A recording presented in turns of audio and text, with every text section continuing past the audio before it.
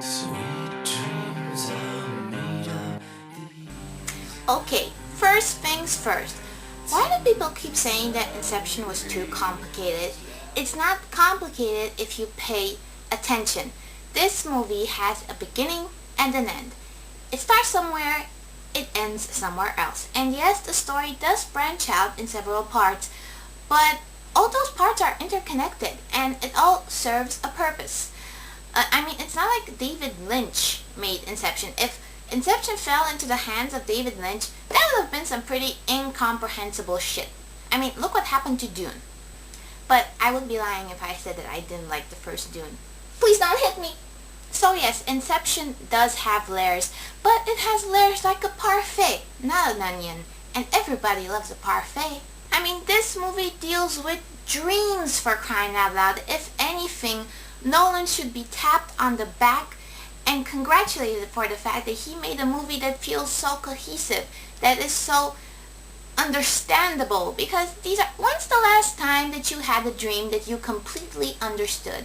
Any other director would have had a field day with Inception. It would have taken every opportunity to kind of just throw stuff together that made absolutely no sense.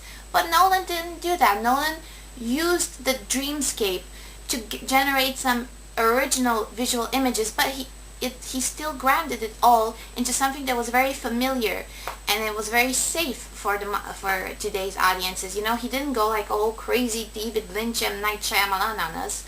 Christopher Nolan managed to keep this movie so neat and tidy, and I think that's my favorite aspect about it, is the fact that even when it seems to go backwards, it's actually, the story always progresses in one direction. That being said, I do notice a trend in Nolan's movies where certain finer details are not really explained. Like, for instance, I think I would have wanted to know how the dream technology actually works, because they use a machine, but they never actually explain what that machine does or how it works. They use a sedative, but they never actually say what is in the freaking sedative. What is it? Eye of newt, leg of frog? What exactly are they taking? And this is a common thread in a lot of Nolan's movies.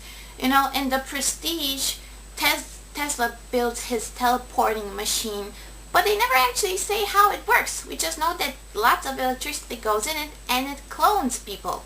And don't even get me started on the microwave machine from Batman Begins, which to this day I say, it makes absolutely no sense. This may just be my Trekkie background talking, because coming from Star Trek, I am very used to having every single technological aspect explained to me in great detail.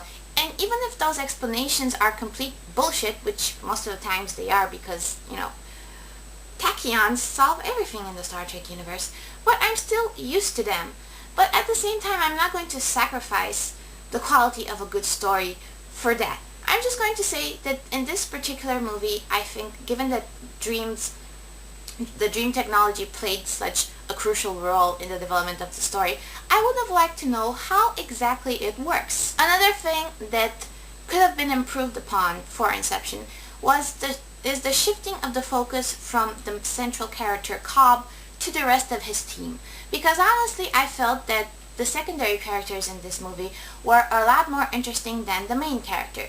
Because honestly, I did feel that Leonardo DiCaprio was playing the same role that he did in the Shutter Island, which actually could be interpreted as a sequel to Revolutionary Road. Could we please give Leonardo DiCaprio a role in which he doesn't have a psycho wife?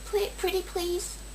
I would have liked to see a bigger focus on this movie as a team movie, as an ensemble movie, because honestly, those characters do some very interesting things. Arthur, Joseph Gordon-Levitt's character, he has the most awesome action sequence in the movie where he wrestles some guys in a building where the gravity is all wonky. Ian's is kind of like the polar version of Rambo when he fights off guerrillas in the Arctic, being kind of like a one-man army. And Saito, Ken Watanabe's character, he bleeds from his fucking heart for the entire movie. And then at the end, we see Cobb being all happy and he gets what he wants and blah blah blah. What about the rest of the people? What about Saito? Memento? Did he get to rule the energy world? What about Arthur and Ariadne? Did they get married? Did they give birth to Thomas Neil Anderson? Because it seems to me that at the end, Fisher and Cobb get the biggest rewards and they had the least shit to do. So overall, I enjoyed Inception immensely. I think that everybody had a good performance. I didn't really talk about the girls in the movie, but you had Psycho Wife, Marion Cotillard, and Ariadne, who I still don't know what exactly she was studying, but whatever. I really enjoyed Inception. I don't think it's a perfect movie. I do think it's probably Nolan's best movie to date outside of The Dark Knight, because it definitely has a higher degree of rewatchability than Memento and The Prestige.